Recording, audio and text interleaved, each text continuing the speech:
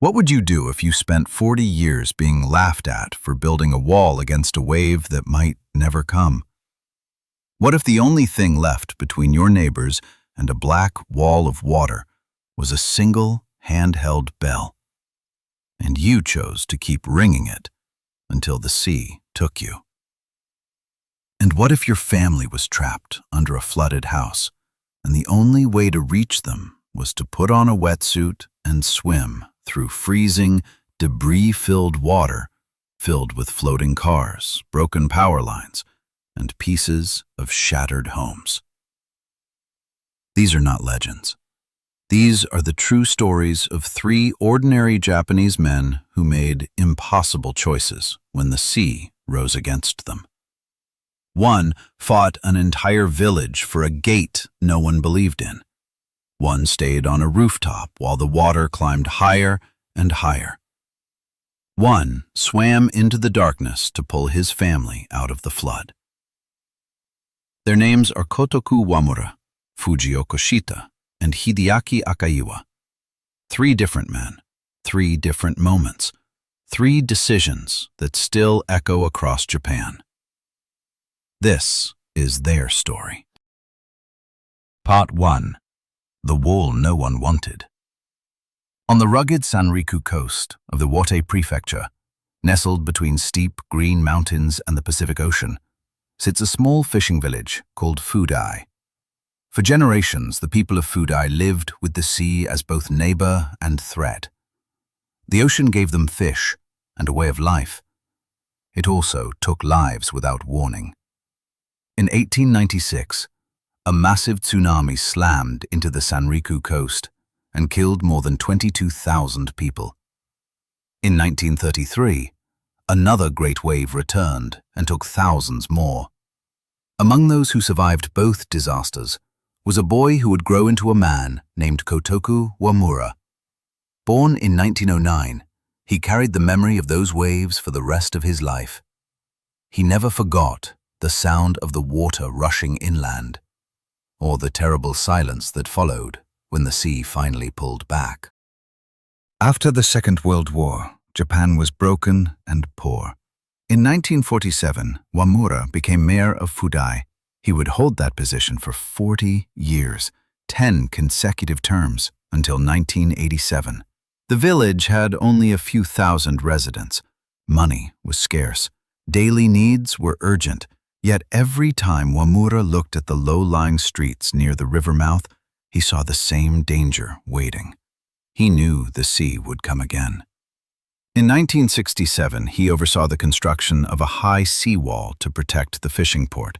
It stood 15.5 meters tall. Many people already thought the height was excessive. Wamura was not finished. He looked at the main residential area of the village, the place where most families lived, and insisted on something far larger. A massive floodgate at the mouth of the Fudai River. The structure would stretch more than 200 meters between the mountainsides. It would rise to the same height of 15.5 meters.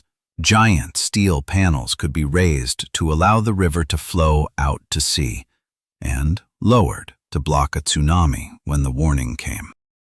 The cost was enormous. For a small fishing village, it felt almost impossible. Officials argued against it. Residents argued against it. They said the height was ridiculous. They said the money should go to schools, roads, or hospitals. Some landowners refused to give permission for the use of their land. Critics called the project a waste of public funds, a vanity, a folly that would never be needed. Wamura refused to lower the height. He had studied the records of the earlier tsunamis carefully. He knew what the sea was capable of. He told the village, in essence, that Fudai had already suffered twice, and there must not be a third time. Construction began in 1972. It took 12 long years of work, delays, and continued criticism. When the floodgate was finally completed in 1984, many people still shook their heads. Wamura retired 3 years later. He died in October 1997 at the age of 88. He never lived to see whether the structure he had fought so hard to build would ever be tested. On March 11, 2011, the test came. A magnitude 9.0 earthquake struck off the coast of northeastern Japan with a force the country had never recorded before. The seafloor shifted. Tsunami waves rose higher than 20 meters along the Sanriku coast. Entire towns disappeared under black water. Schools, hospitals, fishing ports, and homes were erased in minutes. More than 18,000 people would die or go missing that day. In Fudai, the firefighters received the warning and closed the massive steel panels of the floodgate just in time. The wave arrived with terrifying force. It climbed higher than the structure itself. Water poured over the top of the gate. Yet the main power of the tsunami was broken by the steel panels and the mountains that flanked them. Behind the barrier, the village remained almost completely dry. Homes stood untouched. Schools stood. Streets remained passable. Children who had been in class that afternoon walked home on dry ground. Only one person from Fudai died. A fisherman who had gone outside the protected area to check on his boat after the earthquake. In the days that followed, residents of Fudai walked to Kōtoku Wamura's grave. They placed flowers. They bowed their heads in silence. They thanked the man who had endured years of criticism, mockery, and doubt so that they could live. The floodgate that once looked like a costly mistake had become the reason an entire community survived. Part 2. The Bell That Would Not Stop.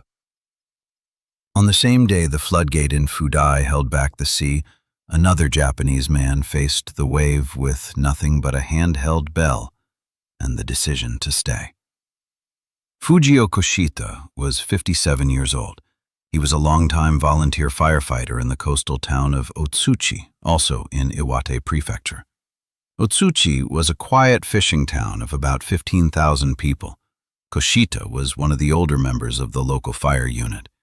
He knew the streets. He knew the people. He knew the risk that came with living so close to the Pacific.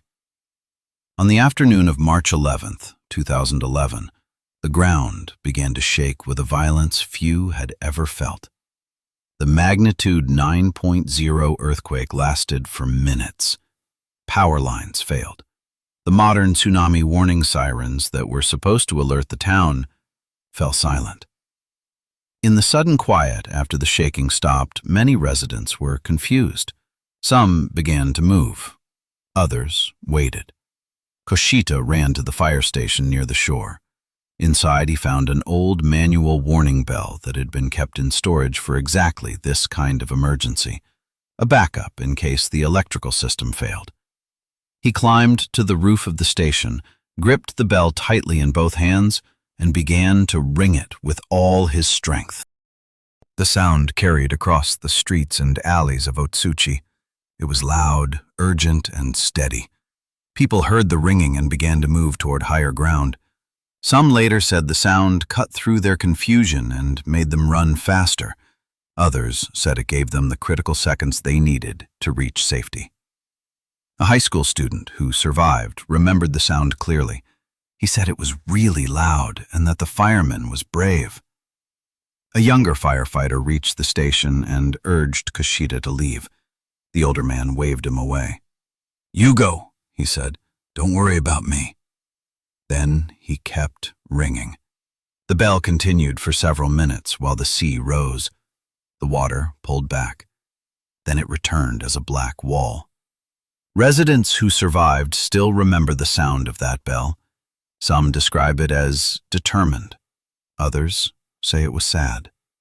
Many say they can still hear it in their minds years later. The tsunami arrived with overwhelming force. It swept over the fire station, the watchtower, and the man still holding the bell. Fujio Koshita's body was never recovered. 7 other members of his fire unit also died that day. Nearly 1 in 10 people in Otsuchi were killed or went missing. The town lost its mayor and a large part of its population in a single afternoon. Yet many who lived said they owed their lives to the sound of that single bell. Years later, Koshita's older brother still visited the grave that was marked with a fire bell. He said he was proud of his brother.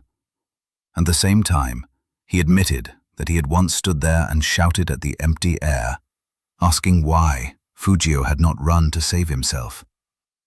The answer was simple. Fujio Koshita had chosen the lives of others over his own. Part 3.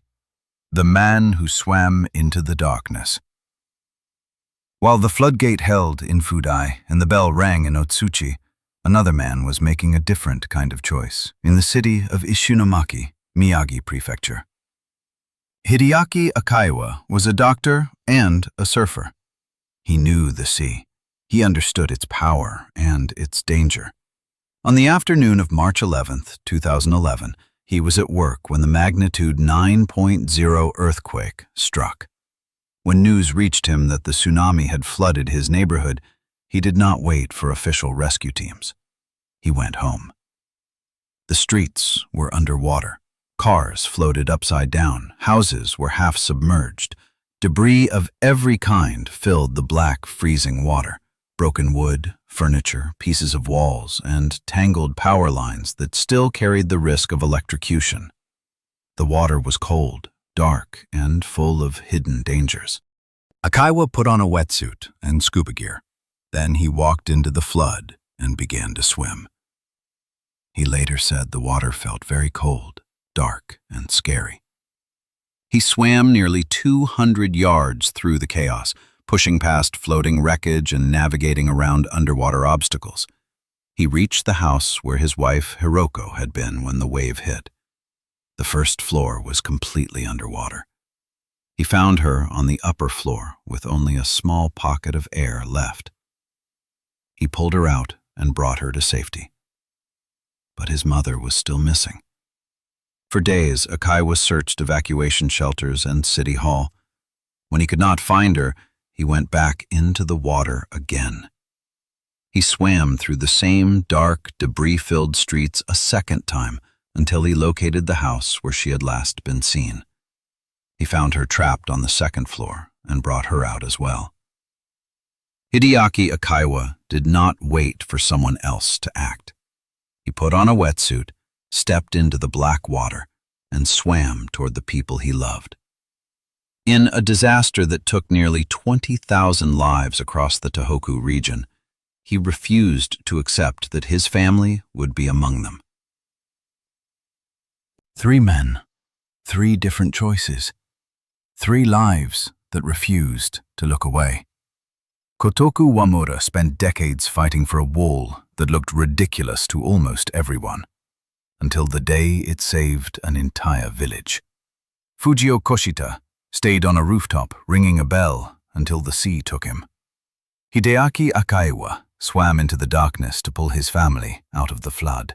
None of them sought glory. None of them expected statues or songs.